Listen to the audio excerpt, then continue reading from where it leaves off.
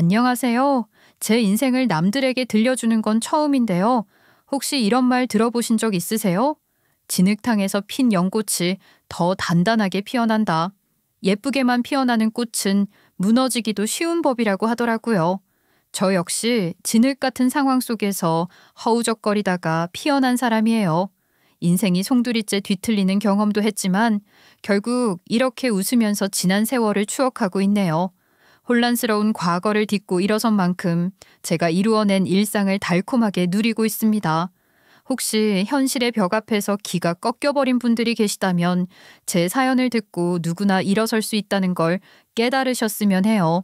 이제 사연 시작해 볼게요. 저는 40대 초반이고 아이돌을 키우며 열심히 살고 있는 워킹맘입니다. 제 사연을 들려드리려면 어릴 적 이야기부터 시작해야 할 것 같아요. 저는 초등학교 고학년 때 엄마를 먼저 하늘로 보냈어요. 어린 나이였기 때문에 얼마나 슬프고 절망스러웠는지는 감히 말로 표현할 수도 없죠. 하지만 마냥 주저앉아 있을 수만은 없었습니다. 아무래도 저에게는 두 동생이 있었으니까요. 물론 아빠도 여전히 보호자로서의 역할에 충실하셨어요. 하지만 저는 장녀였기 때문에 아빠에게 보탬이 되어야 한다는 생각이 강했습니다. 원이야, 너도 아직 초등학생이다. 집안일은 그냥 아빠가 퇴근하고 와서 할게. 네 엄마 먼저 가고 슬퍼하기도 정신없을 시기에 억지로 성숙해지려고 노력하는 모습을 보니까 마음이 아프구나. 괜히 아빠 걱정하지 말고 너도 편하게 있어라. 저까지 편하게 있으면 아빠 혼자 짐을 다 짊어지시려고요? 지친 모습으로 퇴근하시는 거 다 아는데 가만히 있는 게 더 힘들어요. 그냥 이 정도는 제가 돕게 놔두세요. 아빠는 저에게 집안일을 도우라고 강요하시는 분이 결코 아니었습니다. 하지만 돈 벌어오시면서 새 남매를 키우고 가사까지 하시는 건 너무 힘들 것 같더라고요. 아빠는 퇴근하고 돌아오시면 항상 어깨가 축 처진 채로 현관문을 여셨거든요. 잠깐이라도 소파에 앉으면 금방 고개가 푹 숙여져서 조는 날도 많았고요. 심지어 눈 밑에는 판다라고 오해할 수 있을 정도로 다크서클이 내려앉아 있었고 손에는 공장 특유의 기름때가 묻어 있었죠. 게다가 코팅된 작업복 위로 땀이 흥건히 배어 있는 건 일상이었습니다. 그렇게 지쳐 있으신데도 우리 새 남매 얼굴을 보며 웃어주시던 그 모습이 안쓰러우면서도 감사하더라고요. 그래서 저는 스스로 아빠의 짐을 덜기 위해 노력했어요. 특히 저는 엄마가 해주셨던 손맛을 기억으로 더듬어 요리하기 위해 애썼습니다. 물론 가족들을 위한 마음도 있었지만 저 역시 엄마의 요리를 그리워하고 있었거든요. 하지만 처음부터 잘 해내지는 않았던 것 같아요. 솔직히 말씀드리자면 엉망진창이었죠. 집에 어른 없이 요리를 하다 보니 화상을 입은 적도 있었어요. 게다가 국은 짜고 밥은 질고 동생들이 도저히 먹기 어렵다고 도망칠 정도로 괴식을 만든 적도 있었죠. 왜 누나는 이걸 먹으라고 만든 게 맞아? 어떻게 요리가 이렇게 안 열어? 물을 3컵을 마셔도 입안에서 짠내가 안 빠진단 말이야. 에이, 괜히 먹었어. 그 정도로 별로야? 아이, 나름 신경 써서 만든 건데. 너 그러면 먹지 마. 괜히 입맛 버릴라. 누나가 알아서 해결할 테니까 숟가락 놔. 누나, 미안해. 고생해서 만든 거 다 알아서 우리도 양껏 먹고 싶은데 도저히 못 먹겠어. 다음번에는 꼭 2그릇 먹을게. 동생들의 정직한 평가를 받을 때면 민망한 순간도 많았습니다. 하지만 포기할 마음 같은 건 조금도 들지 않더라고요. 그렇게 저는 요리를 꾸준하게 시도했어요. 우선 아날로그적인 방법이지만 요리책을 닥치는 대로 읽기 시작했습니다. 나름 최선을 다해보고 싶어서 밑줄 쫙쫙 긋고 노트에 따로 정리도 해가면서 재료 손질법부터 불 조절 요령까지 하나씩 외웠어요. 그리고 주말마다 아빠랑 함께 장을 보러 가면 새로운 식재료가 있는지 둘러봤죠. 진짜 지루하다 싶을 정도로 같은 요리를 반복해서 연구하기도 했습니다. 심지어 간장, 식초, 참기름 비율을 맞추느라 재료만 3번 버린 적도 있었어요. 그리고 국물 맛을 낼 때는 멸치 뱃속까지 일일이 손질하며 다시팩 안 쓰고도 진하게 우릴 수 있게 연습했죠. 그렇게 뭐든 연습만이 살 길이라는 말이 있잖아요. 결국 저도 하다 보니 늘었고 어느새 취미이자 특기가 됐답니다. 엄마의 빈자리를 채우는 건 절대로 쉽지 않았지만 동생들이 잘 먹는 모습을 보고 있으면 뿌듯하더라고요. 덕분에 저는 자연스럽게 요리에 대한 열망을 키워나갔던 것 같아요. 처음에 요리를 시작한 건 엄마의 손맛을 흉내내기 위한 거였지만 점점 욕심이 생긴 거죠. 우리 딸 정말 대단하다. 정말 네 엄마가 살아 돌아와서 요리를 해준 것만 같구나. 어떻게 해낸 거야? 네 엄마 요리법은 따로 기록되어 있는 게 남아있지도 않았을 텐데 정말 그리운 손맛을 다시 느껴볼 줄은 몰랐다. 저도 곰곰이 가늠해가면서 연구한 거예요.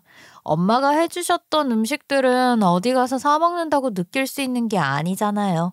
그래서 더 열심히 찾고 싶었어요. 비록 엄마는 일찍 우리 곁을 떠나셨지만 계속해서 우리 마음에 남아있으니까요. 저한테 요리가 가지는 의미는 단순히 먹고 끝나는 게 아니었던 것 같습니다. 그래서 저는 고민 끝에 대학을 진학하지 않고 몸으로 부딪혀가며 배우기로 결심했어요. 물론 아빠는 진심으로 걱정을 많이 하셨죠. 그래도 대학은 나와야 하지 않겠어? 나중에 네가 다른 일이 하고 싶어질지도 모르잖아. 혹시나 후회하게 될까 봐 걱정스럽구나. 막상 현장으로 가도 한계가 생길 수도 있고 말이야. 넌 아직 어리니까 다양하게 가능성을 열어두는 게 좋지 않니? 저는 이미 마음이 확고하니까 그것만 해주셨으면 좋겠어요. 다른 일 같은 건 염두에 두고 있지 않아요. 만약 후회하게 되더라도 절대로 아빠 엄마 같은 건 하지 않을게요. 지금부터 제대로 배워서 나중에 제 이름을 걸고 싶거든요. 저는 현장에서 그 흐름을 익히고 싶은 마음이 컸습니다. 그렇게 저는 명장이 운영하는 음식점에 들어가서 일을 배우게 됐죠. 사실 들어가기 전에는 드라마 속 주인공이 된 것처럼 설레는 마음이었어요. 하지만 입사 첫날이 되자마자 전쟁터라는 걸 깨달을 수 있었습니다. 갑자기 기댈 곳도 딱히 없고 인맥 하나 없는 어린 여자애가 주방에 들어온 거잖아요. 말 그대로 눈물이 찔끔 나올 정도로 텃세를 많이 당했어요. 특별히 거친 말로 지적하지 않아도 저만 가까이 다가가면 일부러 깊게 한숨을 내쉬더라고요. 당연히 저는 뭔가 잘못했나 스스로를 돌아보고 눈치 볼 수밖에 없었죠. 심지어 말도 없이 도마를 치우거나 냄비를 숨기는 날도 많았어요. 너 여기 왜 왔냐? 뭘 꿈꾸고 들어온 건지는 모르겠는데 괜히 겉모습만 번지르르한 걸 기대하고 왔다면 후회할 거다. 음식은 맛있어 보여도 주방은 언제나 분주하고 살벌하다고. 괜히 장난으로 생각하면 안 돼. 저도 장난이라고 생각하지 않습니다. 진지하게 뭐든지 배우고 싶어요. 만약 쉽게 생각하고 들어온 거라면 진작 포기하고 나갔을 거예요. 그러니까 너무 가볍게 보지 않으셨으면 좋겠어요. 어떻게든 버틸 거니까요. 저는 차가운 반응에도 불구하고 묵묵히 버텼습니다. 매일 첫 차 타고 출근해서 제일 마지막까지 남아 있었죠. 그리고 손에 물집이 잡혀도 티내지 않고 참았어요. 그렇게 인내를 거듭하니까 한 분씩 마음을 열어주시더라고요. 저를 기특하게 생각하시면서 하나씩 노하우를 알려주시는 거예요. 계속해서 잡일만 하다가 처음 칼질을 시작해보라는 권유를 받았을 때는 저도 모르게 눈물을 참을 수 없었습니다. 어라? 얘 우는 것 좀 봐. 그동안 고생이 많긴 했나 본데 일부러 우리가 너 쉽게 포기할까 봐 시험했던 거야. 그냥 너 미워서 밀어낸 게 아니라고. 우리도 뒤에서 너 칭찬 많이 했으니까 그만 울어라. 너처럼 씩씩하게 잘 버텨낸 사람 또 없을 테니까. 야야, 괜히 미안해지잖아. 많이 힘들었냐? 대신 네가 물어보는 거 다 가르쳐 줄 테니까 또 그쳐. 이제 너도 진짜 우리 주방 사람으로 인정받은 거니까 기뻐해도 모자랄 때라고. 선배들이 원망스러워서 울었던 건 아닙니다. 그냥 처음에는 엄마를 계기로 시작했던 꿈이 한 발자국씩 나아가고 있는 것 같아서 벅찼어요. 그렇게 저는 차근차근 배워가면서 선배들이랑도 가까워졌습니다. 실제로 사담을 나눠보니까 다들 좋은 분들이시더라고요. 그리고 저는 제 직속 선배랑 출퇴근을 함께 했는데요. 많은 시간을 보내다 보니까 저절로 마음이 가더군요. 우리는 주방 사람들 몰래 서로를 연인으로 생각했어요. 그렇게 저는 의지를 다지면서 일과 연애를 같이 열정적으로 해내고 싶었죠. 하지만 너무나 들떴던 탓인지 혼전 임신을 하게 됐습니다. 하필이면 드디어 서브 요리를 하나 맡게 되었을 시점이라 마냥 임신이 기쁘게 받아들여지지는 않더라고요. 남자친구 역시 제가 얼마나 이 일을 간절하게 원했는지 알기에 마음 아파했죠. 네가 얼마나 힘들게 여기까지 왔는지 알아서 뭐라고 섣불리 말을 꺼내기 어렵네. 그래도 나는 네 편이고 네 의견을 따를 거야. 그것만은 걱정하지 않았으면 좋겠어. 만약 우리가 이대로 아이를 낳고 결혼을 한다면 네가 나중에 복귀한다고 할 때 무조건 도울게. 저는 스트레스 받아가며 고민한 끝에 결국 아이를 낳기로 결정했습니다. 아무래도 남자친구랑 사랑하는 사이였고 미래도 약속했을 만큼 진지했기 때문에 이대로 흘려보낼 수는 없었거든요. 게다가 남자친구의 격려가 저에게 깊이 와닿았던 것 같아요. 그리고 예비 시부모님 역시 손주가 생기게 된 상황을 반겨주시더군요. 아이고 걱정하지 않아도 된다. 육아는 우리가 물심양면 도와주마. 지금은 변화가 두렵게 느껴지겠지만 막상 애가 밖으로 나오면 그것만큼 기쁜 일이 또 없을 거야. 우리 같이 새로운 행복을 맞이해보자. 저는 제 꿈만 아니면 충분히 만족할 만한 상황이었던 겁니다. 남자친구부터 예비 시부모님까지 모두 좋은 분들로 느껴졌으니까요. 게다가 우리 아빠 역시 제가 장녀로서 고생만 하다가 의지할 수 있는 가정을 꾸리게 됐다며 방이는 눈치셨어요. 그렇게 저는 남자친구와 결혼했고 엄마로서의 인생을 준비하게 됐습니다. 예상하지 못했던 인생에 새로운 시작을 맞이하게 된 거예요. 5주차쯤 되었을 때 의사 선생님으로부터 제가 쌍둥이를 임신했다는 이야기를 들었어요. 애초에 축복이 찾아온 것 자체도 너무나 갑작스러웠는데 쌍둥이라고 하니까 눈앞이 캄캄해지는 것 같기는 하더라고요. 아무래도 한 명도 벅차게 느껴지는 시기였으니까요. 그래도 남편이 지극정성으로 제가 10달을 보낼 수 있도록 챙겨줘서 너무 고마웠습니다. 당신이 많이 힘들겠지만 나도 옆에서 많이 노력할게. 우리 진짜 좋은 부모가 돼보자. 내가 아직은 아빠로서 많이 서툴어 보여도 당신을 사랑하는 마음 하나만은 누구보다 자신 있거든. 그러니까 나한테 기대면서 10달 잘 버텨보자고. 배도 뭉치고 자꾸만 화장실 가고 싶어서 너무 힘든데. 당신이 있어서 힘이 나는 것 같은데? 내 뱃속에 있는 아이들의 아빠가 당신이라는 게 행복해. 솔직히 아직은 겁이 많이 나지만 잘 견뎌볼 테니까 꼭 옆에 있어줘. 남편은 제가 먹고 싶다고 말만 하면 바로 퇴근길에 사다 줬습니다. 그리고 새벽에 다리에 쥐가 나서 끙끙거리고 있으면 눈 비비며 튀어나와 주물러 주더라고요. 게다가 친정아빠랑 시부모님 역시 제가 순탄하게 10달을 보낼 수 있도록 적극적으로 도와주셨어요. 특히 친정아빠는 저를 위해 새벽 시장에서 신선한 과일이나 속 편한 식재료를 공수해 주셨죠. 그리고 출산하기 전까지는 한 번도 빠짐없이 저랑 산책을 같이 다녀주셨습니다. 시부모님도 저를 위해 건강식품 같은 걸 인터넷으로 알아보고 챙겨주셨어요. 물론 정성스러운 미역국도 가득 전해주셨고요. 그러다 보니 저는 세상에서 가장 행복한 예비맘이라고 자부했죠. 그런데 막상 쌍둥이가 태어나고 나니까 육아는 저랑 친정아빠의 몫이 됐어요.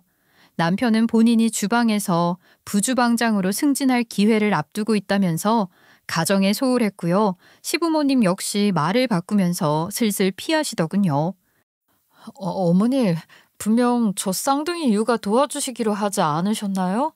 저랑 친정아빠 둘이서 돌보기에는 무리가 있는데 와서 조언도 좀 해주시고 남편도 요즘 바빠서 애들 육아 감당하기 너무 힘드네요. 벌써부터 나한테 의지하려고 하면 안 된다. 그래도 애는 낳은 사람이 돌보는 게 최고거든. 너나 애들이나 서로한테 적응해 나가야 하지 않겠니? 괜히 내가 갖다가 엉뚱한 습관이라도 생기면 어떡하니?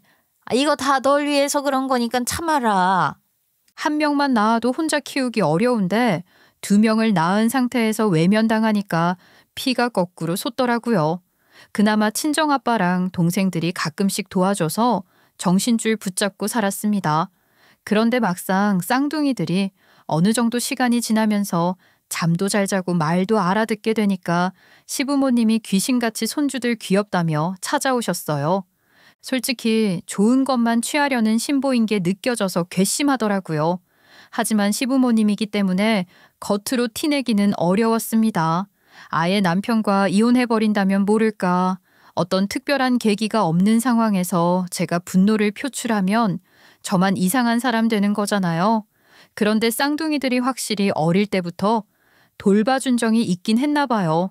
아무리 어려도 본인한테 꾸준히 살가웠던 사람을 인지하고 있었던 거죠. 왜냐하면 우리 쌍둥이들이 시부모님 품에만 안기면 낯선 사람 싫다는 듯이 악을 써가며 울었거든요. 그런데 우리 친정아빠가 안아주시면 그냥 편안하게 잘 있더라고요. 아니, 너 애들한테 우리 흉본 적 있냐? 왜 우리한테만 안기면 이렇게 싫다고 난리야? 우리 손주들 예뻐서 오는 건데 하도 싫다고 오니까 눈치 보여서 못 오겠구나. 아직 애기들인데 뭘 알겠냐마는 서운한 게 솔직한 심정이다. 시부모님은 은근히 서운해하셨는데요. 솔직히 저는 우리 쌍둥이들이 한 방 먹여준 것 같아서 기분이 좋았습니다. 그동안 시부모님이 한 입으로 두 말한 것 때문에 마음고생했던 게 날아가 버리는 것 같았어요. 그러던 어느 날 남편이 원래 근무하던 식당에서 해고당했습니다. 언제는 부주방장으로 승진할 가능성이 높다고 허세 부리더니 아예 잘려버린 거예요. 당연히 저는 이 상황이 당혹스러울 수밖에 없었죠. 하지만 남편은 왜 해고당한 건지 속 시원하게 대답해주지 않았습니다. 이유라도 알려주면 안 돼? 아니 이상하잖아. 언제는 곧 부주방장이 될 것 같다면서 희희낙낙하더니 왜 갑자기 잘린 건데? 당신이 하루 이틀 일한 것도 아니잖아. 그냥 일 그만뒀다고 하면 그렇게 알아들으면 되는 거지. 왜 자꾸 코치코치 캐물어. 자고로 안 사람은 바깥일 같은 거 궁금해하는 거 아니라고. 몇 번을 물어도 나는 대답해줄 생각 없으니까 그만 포기해. 남편은 절대로 해고당한 이유를 알려주지 않았습니다. 하지만 저도 그 식당에서 근무한 적 있는 사람이잖아요. 같이 일했던 직원한테 연락해서 조심스럽게 물어봤어요. 그런데 이 인간이 글쎄 뒷돈 받아서 식재료 공급업체를 멋대로 바꿨다가 들통이 났다고 하더라고요. 당연히 저는 우라통이 터질 수밖에 없었죠. 얌전히 있었다면 그냥 잘 다녔을 직장을 괜히 시키지도 않은 짓 버리는 바람에 잘린 거잖아요. 당신 도대체 왜 그런 짓을 했어? 스스로도 떳떳하지 않다는 걸 아니까 나한테 왜 해고당한 건지 숨긴 거구나. 뒷돈 받아서 무슨 부귀영화를 누리겠다고 그렇게 생각 짧게 군 거야. 내가 진짜 못 살아. 나도 다 이유가 있으니까 그랬던 거라고. 우리가 쌍둥이 키우면서 돈 들어갈 곳이 많아질 텐데 월급만으로 충족이 되겠어? 괜히 속 뒤집어지게 들들 볶지 말란 말이야. 이게 다 애들 잘 키워보겠다고 한 거니까. 남편은 반성하기는커녕 오히려 적반하장으로 나왔습니다. 그리고 어쩔 수 없이 새롭게 일할 수 있는 식당을 찾아다니더라고요. 그런데 이 인간이 가관이었던 게 뭔지 아세요? 다시 시작하는 거니까 초심으로 돌아가서 뭐든 해낼 수 있다는 각오를 해야 하는 거잖아요. 하지만 남편은 자빌부터 시작하기 싫다고 징징대더라고요. 그렇다고 경력을 말하기에는 불미스러운 일로 해고된 거라 떳떳하게 어필하기 어려웠죠. 그렇게 남편이 헤매면서 이래도 안 되고 저래도 안 되니 집안 분위기는 살얼음이 될 수밖에 없었습니다. 그래서 저는 집안 살림에 보태기 위해 마스크 팩 접기 같은 부업을 시작했어요. 어쨌든 쌍둥이들을 키워야 하니까요. 그러던 어느 날 남편이 갑작스럽게 생기발랄한 모습을 보였습니다. 투자자 한 분을 만났는데 그분이 내 가능성을 높게 평가하셨다? 이번에는 내가 직접 총주방장이 돼서 식당을 운영해보는 거야. 이번엔 진짜 잘해볼게. 역시 인생은 모르는 건가 봐. 오히려 좋은 기회가 찾아왔잖아. 남편은 잔뜩 들떠서 의욕적이었습니다. 하지만 저는 솔직히 불안하더라고요. 물론 남편도 오랫동안 주방에 있었다는 걸 알아요. 그런데 남의 지시를 받아 수행하는 걸 잘하는 사람과 스스로 능동적으로 현명하게 움직이는 사람은 다른 거잖아요. 나름대로 남편을 가까운 곳에서 지켜봐 왔기 때문에 걱정을 안 할 수는 없었습니다. 그래도 남편이 오랜만에 부지런히 움직이고 활력을 되찾은 모습을 보니까 응원하게 되긴 하더라고요. 당연히 집안 분위기도 자연스럽게 좋아졌죠. 그렇게 저는 쌍둥이를 돌봐야 해서 오롯이 남편이 가게를 준비해 나갔는데요. 저 역시 주방으로 복귀하고 싶은 마음을 잊지 않고 있었던 만큼 남편의 가게가 언젠가 저와의 가게가 될 수 있다고 생각했단 말이에요. 그래서 한번 쌍둥이들을 어린이집에 데려다주고 오는 길에 불쑥 찾아갔어요. 그런데 도저히 봐서는 안 될 걸 목격하게 된 겁니다. 바로 남편이 투자자라는 여자랑 껴안고 있는 광경이었죠. 당신 지금 뭐 하는 거야?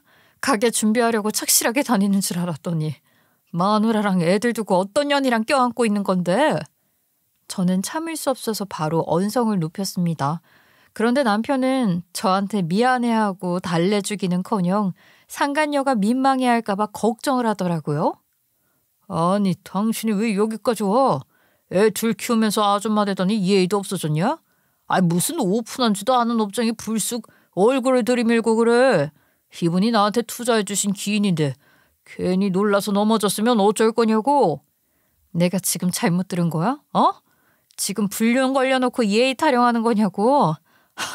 어떻게 마누라 앞에서 입에 침도 안 바르고 그딴 소리를 짓거려. 미친 거 아니야 진짜? 저는 진짜 황당해서 뒷골이 땡기는 경험은 또 처음이었습니다.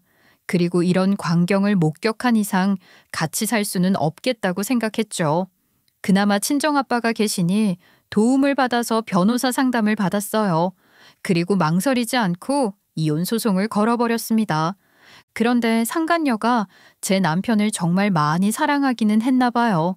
뭣도 없는 놈한테 가게 차려준다고 하더니 위자료까지 대신 내줬다고 하더라고요. 그렇게 저는 남편과 상간녀 모두에게 뜯어낼 수 있는 만큼 최대치로 뜯어냈습니다. 그런데 시부모님이 발작해서 전화로 난리더라고요. 어떻게 그렇게 피도 눈물도 없냐? 그래도 한때는 평생을 약속했던 네 서방인데 돈을 얼마나 뜯어내야 속이 시원하겠어. 애들 생각은 너 안 하냐? 애 아빠 그렇게 쫓아내버리고 빈털털이 되는 꼴을 봐야겠냐고. 어머님, 애들 생각하니까 이혼한 거예요. 그런 인간 밑에서 배우면 뭐가 되겠어요? 저는 최소한 우리 애들한테 떳떳한 엄마가 되고 싶어서 내린 결정이라고요. 그리고 진짜 애들을 생각하신다면 이 정도는 흔쾌히 주셔야 하는 거 아닌가요? 애초에 그 인간도 상간녀한테 돈 받아서 준 거라면서요.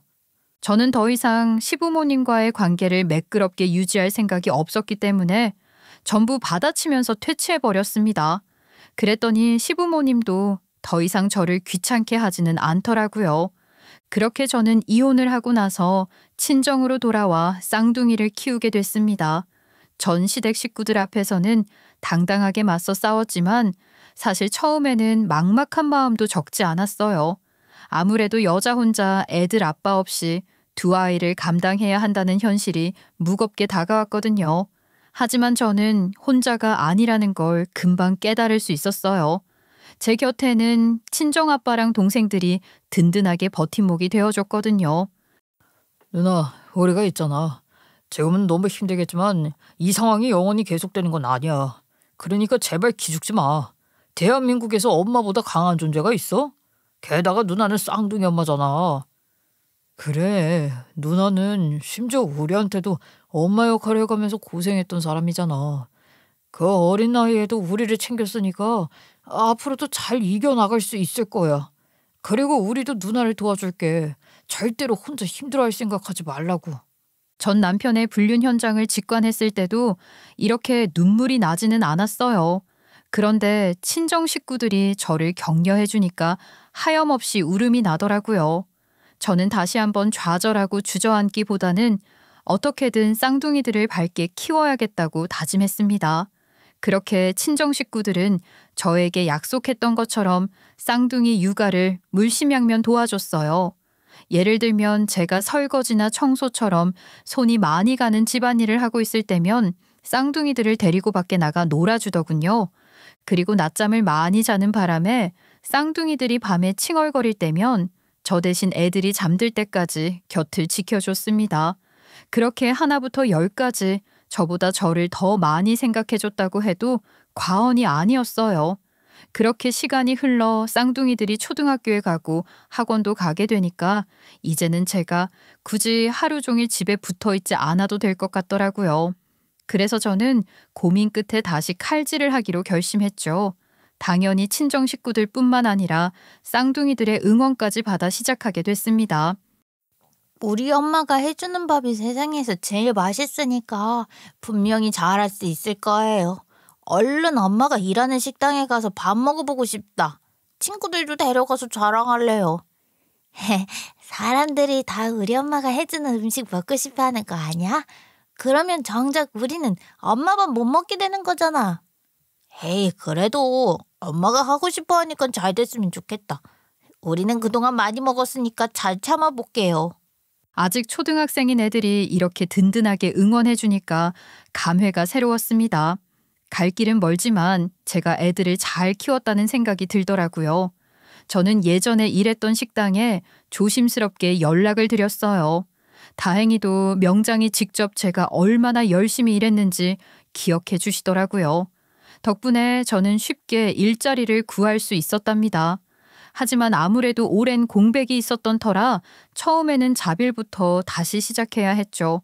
솔직히 저보다 한참 어린 친구들이 잡돌이 할 때는 자존심이 욱신거리긴 하더군요.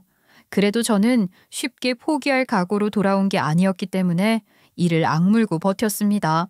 덕분에 차근차근 올라가 메인 요리까지 맡게 됐고 식당 내에서도 대체할 수 없는 역할로 자리 잡을 수 있었죠.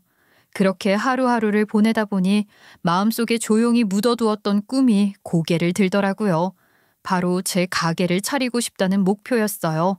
오랜 시간 품고 있었지만 여건이 안 돼 미뤄왔던 일이었는데 이제는 해볼 수 있겠다는 자신감이 생기더군요. 저는 고민 끝에 명장에게 이런 목표를 말씀드렸고 퇴사하기로 했습니다. 그동안 잘 돌봐주신 덕분에 많이 배웠어요. 절대로 잊을 수 없을 거예요. 지금이 아니면 제 공간을 만들어 보겠다는 도전을 시도할 수는 없을 것 같아요. 기쁘게 생각해 주시면 좋겠네요. 네가 그 고비를 넘기고 다시 돌아와서 이 자리까지 올라왔다는 게 참 대단하다. 너는 꼭 성공할 거야. 절대로 쉬운 길 아니라는 걸 알기에 네가 더 존경스럽다. 앞으로도 잘 되기를 응원할게. 명장은 저를 20살 때부터 지켜봐 오신 만큼 아낌없는 응원을 주셨습니다. 그리고 저는 명장의 조언 덕분에 비교적 어렵지 않게 가게를 오픈할 수 있었어요.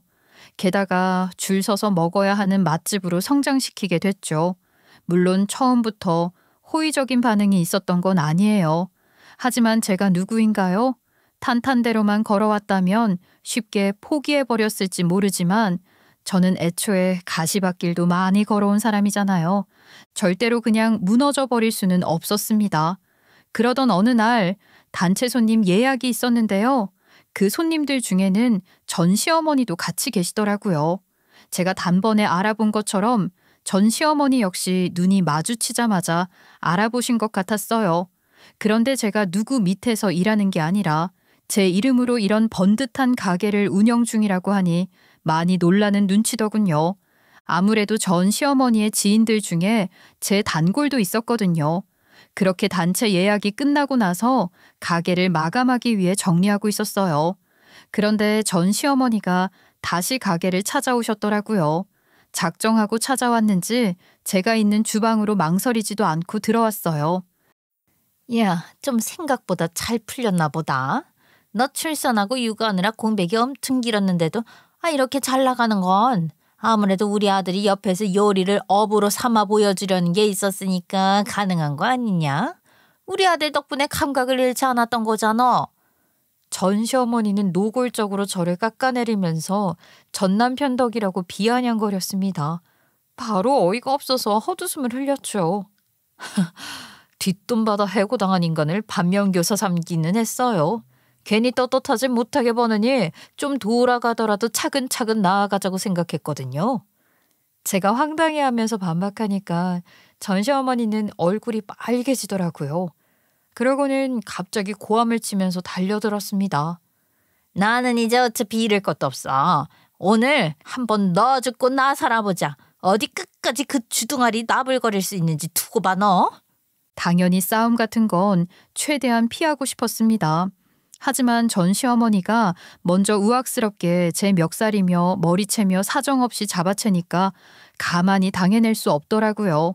어쩔 수 없이 저도도 놓으라고 하면서 전 시어머니를 밀치게 됐죠.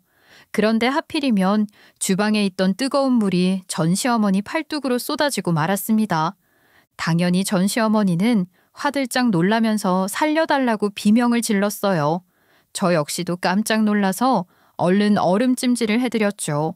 그나마 심각한 화상이 아니라서 얼마나 다행이었는지 몰라요. 그런데 전 시어머니는 얼음찜질하고 나서 좀 괜찮아지니까 금방 또 눈이 날카로워지더라고요. 너 여기 사람 잡는 업장이라고 소문나기 싫으면 요거 화상 입힌 위자료 명목으로 한 3억쯤은 내놔라. 그 정도쯤은 어렵지 않게 줄 수 있잖아. 괜히 아깝다고 생각하지 말고 조용히 해결하자고. 진짜 제 가게가 잘 풀린 것 같으니까 뭐라도 한 푼 뜯어내보겠다는 심보가 그 속살까지 훤히 비쳐 보이더라고요. 어떻게 아직도 그런 생각으로 세상을 살고 있는지 한심했죠. 아니 사람이 양심이라는 게 있으면 아직 어린애들 두고 투자자 상간녀랑 눈 맞은 아들 때문에 이혼한 전 며느리한테 이렇게 나올 수는 없는 거 아닌가요? 저는 당연히 단칼에 잘라버렸죠. 3억이 어디 누구 이름이에요? 절대로 드릴 수 없고요. 차라리 그거 같이 화상 전문 병원에 가요. 제가 치료비 전부 드릴 테니까요. 에라이, 무슨 화상 전문 병원이냐? 내가 돈 달라고 했지 너랑 병원에 같이 가고 싶댔어. 아유 이건 알아. 괜히 돈 좀 뜯어낼 수 있을 거라고 기대하고 오셨나 본데. 여봐요, 저 그렇게 호락호락하지 않아요. 제가 어떻게 일군 건데 쉽게 내주겠냐고요. 제가 해드릴 수 있는 건 치료비까지예요. 막상 제가 병원에 가자고 하니 전 시모는 질색팔색하면서 거절을 하셨죠. 혹시 모르니까 저는 전 시모가 병원에 가자는 걸 거절하는 음성까지 녹음을 했고요. 나중에 제가 뺑소니처럼 다치게 만들고 나 몰라라 했다고 주장하면 안 되니까요. 그러고 나서도 전 시모를 보낼 때까지 계속 병원비는 줄 수 있다고 강조를 했죠. 저랑 같이 병원에 가지 않으시더라도 진단서 발급받아 오시면 대신 내드릴게요. 괜히 3억으로 고집 피우지 마시고 잘 생각해 보세요. 솔직히 3억이라는 구체적인 액수를 제시한 이상 전 시어머니가 제 가게에서 나가는데도 찝찝하더라고요. 그래서 저는 일상대로 가게의 규모를 키워나가기 위해 노력하면서도 과거에 이혼 소송을 도와줬던 변호사를 찾아가 상담을 받았습니다. 전 시댁 식구들한테는 일반적인 논리가 통하지 않을 테니 미리 대비해둬야 한다고 생각했거든요. 그런데 사람 촉이라는 게 아예 틀리지는 않는가 봐요. 전 시어머니가 아예 전 남편까지 대동해서 저를 찾아온 겁니다. 당신 아무리 나랑 이혼하는 과정에서 상처를 받았어도 그렇지 한때 시어머니로 모셨던 어른한테 뜨거운 물을 끼얹는 게 맞아? 화상이 얼마나 고통스러운 건지 아냐고. 화풀이를 할 거면 나한테 해야지. 어떻게 어른을 무지막지하게 대할 수가 있어? 아이고 누가 들으면 내가 일부러 부어버린 줄 알겠네. 애초에 남의 가게 주방에 난입해서 먼저 머리채 잡은 게 누군데. 그나마 내가 관대해서 치료비도 생각해 준 거라고. 누가 누구 보고 무지막지하다는 말을 하는 거야 진짜.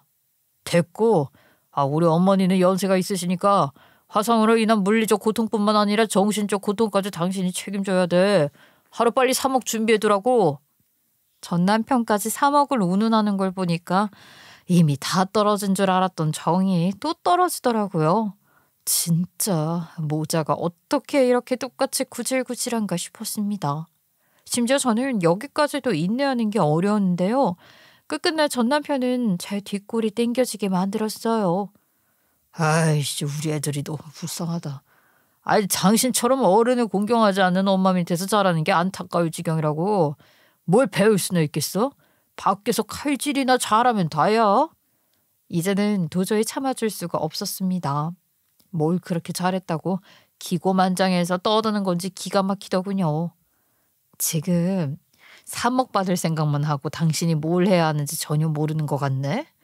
그동안 우리 애들 키울 때 양육비 한 푼 준 적 없지? 나 같은 엄마 밑에서 자라는 게 안타깝다고 헛소리하기 전에 양육비나 내놔.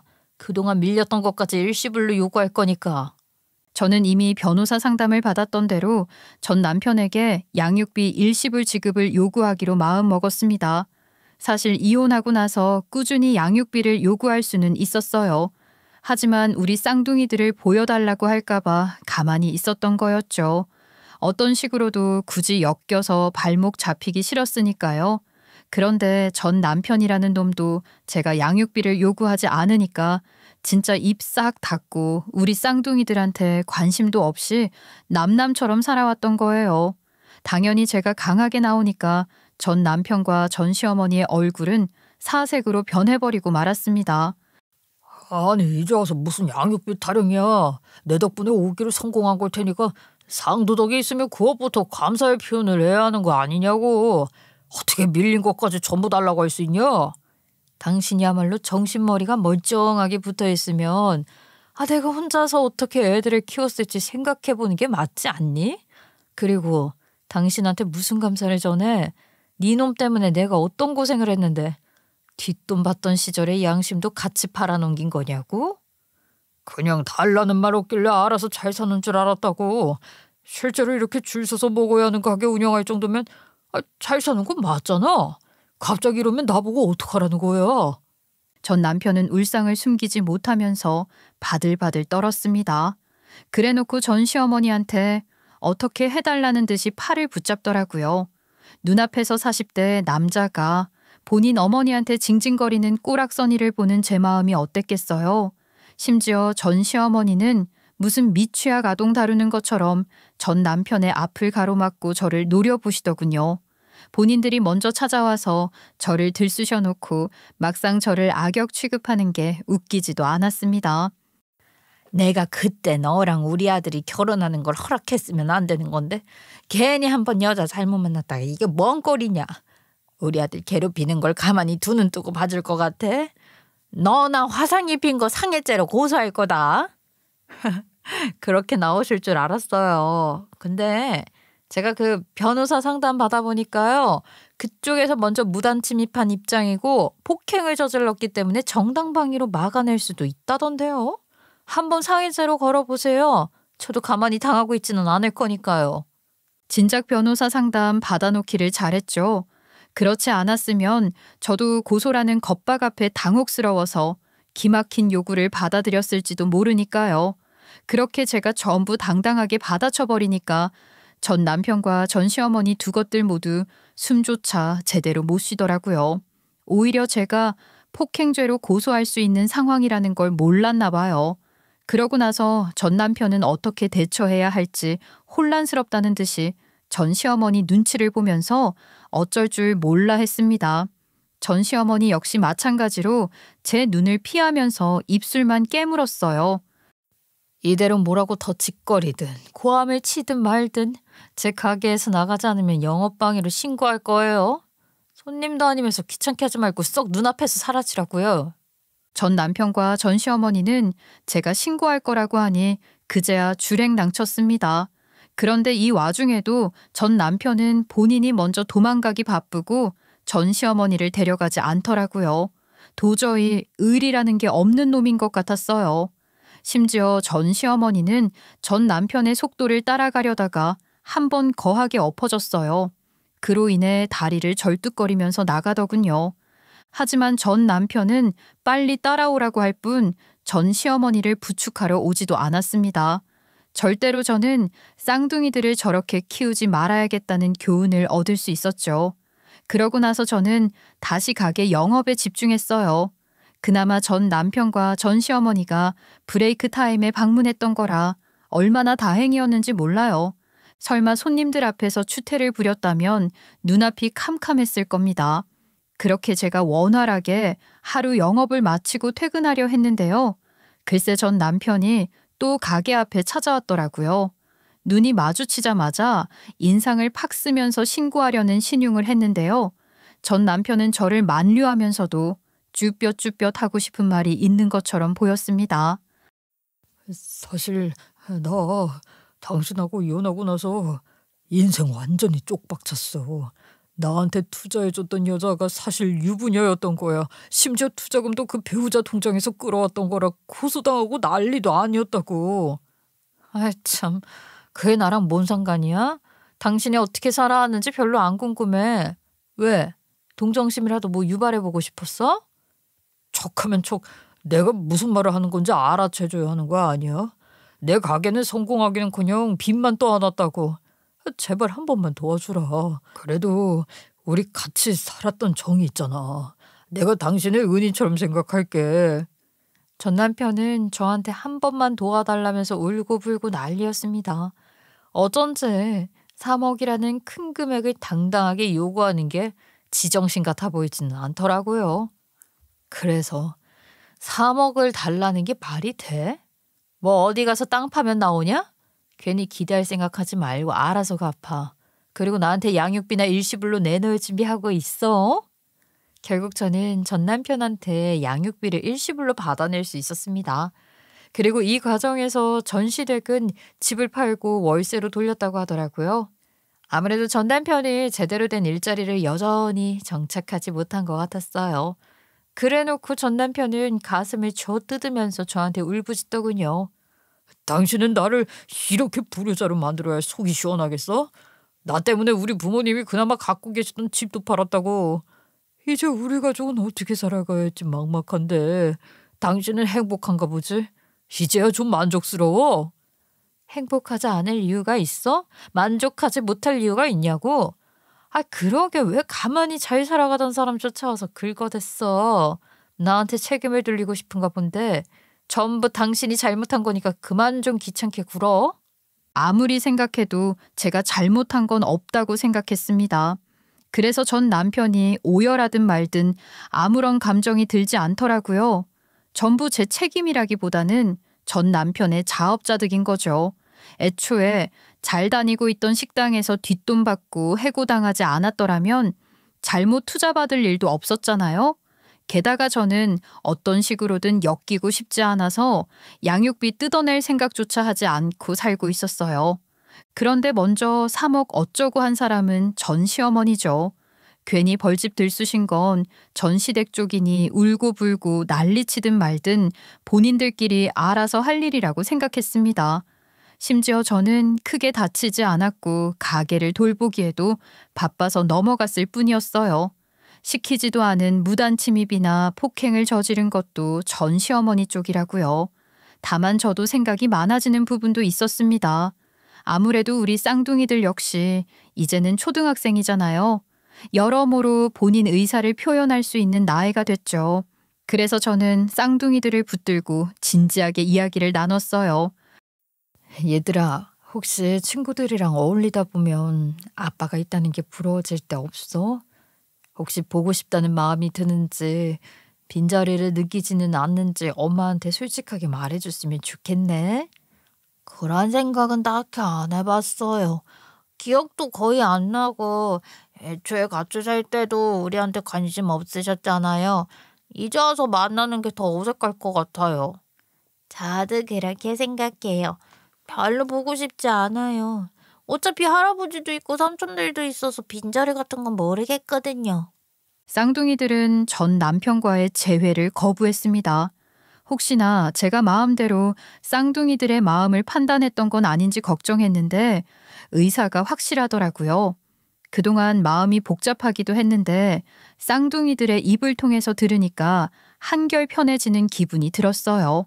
그리고 쌍둥이들 앞에서 당당한 엄마가 돼야겠다는 다짐도 더욱 견고해졌죠. 그러고 나서 저는 가게가 워낙 잘 풀린 덕분에 확장 이전하기로 결정했습니다. 예약이 밀려서 주말이면 새벽부터 번호표를 뽑아야 할 정도였고 점심과 저녁 모두 줄이 끊이질 않았거든요. 특히 SNS에서 입소문이 나면서 지역 맛집 리스트에는 빠지지 않고 올라가더라고요. 남들의 평가에 일일이 흔들리지 말고 건강하고 맛있는 요리를 하기 위해 다짐해왔지만 호의적인 반응을 얻는 건 너무나 기뻤습니다. 그렇게 단골 손님들이 지인들을 데리고 오고 방송 섭외 문의까지 들어오다 보니까 더 넓은 공간이 필요하다는 판단이 서게 됐어요. 아무래도 식재료 보관 공간부터 테이블 회전율을 높이기 위해서는 변화가 필요했으니까요. 당연히 친정 식구들은 모두 진심으로 축하해줬습니다. 아휴, 우리 누나 진짜 대단하다. 자기 가게를 꾸린다는 게 보통 힘든 일이 아닌데 이렇게 번듯하게 키워낸 거 보면 나도 괜히 어깨가 으쓱해져. 아이, 심지어 누나는 일만 하러 다닌 것도 아니잖아. 쌍둥이 조카들까지 키우고 있는데 이만큼 가게를 성장시킨 게 대단해. 누나를 보면 나도 더 부지런히 살아야 한다고 반성하게 된다니까. 아이고, 니들 왜들 이러시나 모르겠네. 야야, 너무 민망해서 고기를 들지 못하겠다. 학장 이전했다고 해서 끝난 거 아니고 더 많이 노력해야 하니까 앞으로도 많이 도와줬으면 좋겠다. 가족들 덕분에 힘낼 수 있거든. 새로운 곳에서 다시 시작한다고 생각하니까 처음 도전하던 때가 떠오르더라고요. 그때는 제가 이토록 성공하게 될 줄 몰랐기 때문에 가슴 한켠이 뭉클해졌죠. 그런데 아이러니하게도 제가 확장 이전하게 된 곳은 전 남편이 오픈을 준비하던 바로 그 건물이었어요. 역시 사람 일이라는 건 어떻게 될지 알 수 없더라고요. 그런데 건물주는 제가 그 인간과 전 배우자 관계라는 걸 모르잖아요. 그래서 그런지 전 남편 욕을 한 바가지로 쏟아내더라고요. 예전에 사장님이랑 비슷한 식당이 하나 들어왔었는데 한 1년도 못 버티고 접었어요. 제가 그 업주만 생각하면 치가 다 떨린다니까요.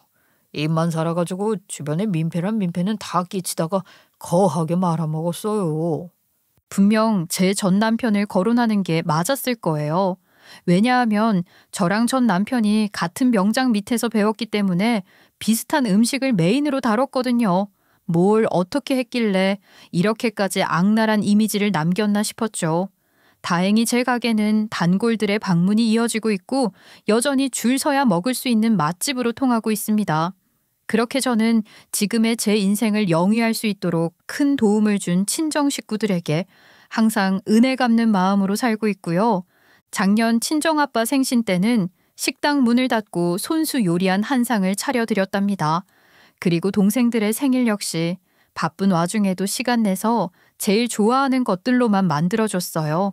둘 다 아직 결혼을 안 했는데 언젠가 마음 맞는 여자를 데려온다면 물심양면 도와주고 싶은 마음이 있죠.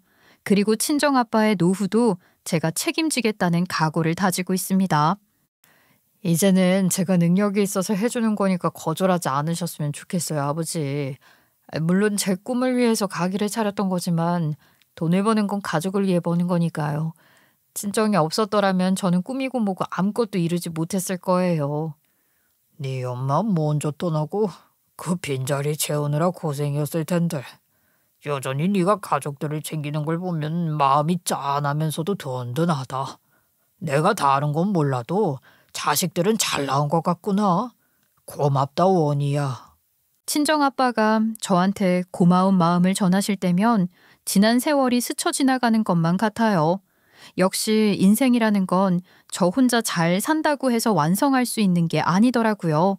제가 엄마로서의 삶뿐만 아니라 꿈을 위해서도 노력할 수 있도록 격려해주고 있는 쌍둥이들에게도 고맙다는 말을 꼭 남기고 싶네요. 저에게는 가족들이 있어서 앞으로 무슨 일이 닥치든 무너지지 않을 거라는 확신이 있습니다. 여기까지 무사히 온 제 자신을 자랑스럽게 여기고 싶어요. 인생은 한 방에 무너질 수도 있지만 제대로 살아낸 한 걸음이 그 어떤 절망보다 훨씬 강하다는 말씀을 드릴게요. 지금까지 제 사연을 들어주신 모든 분들께 감사드립니다.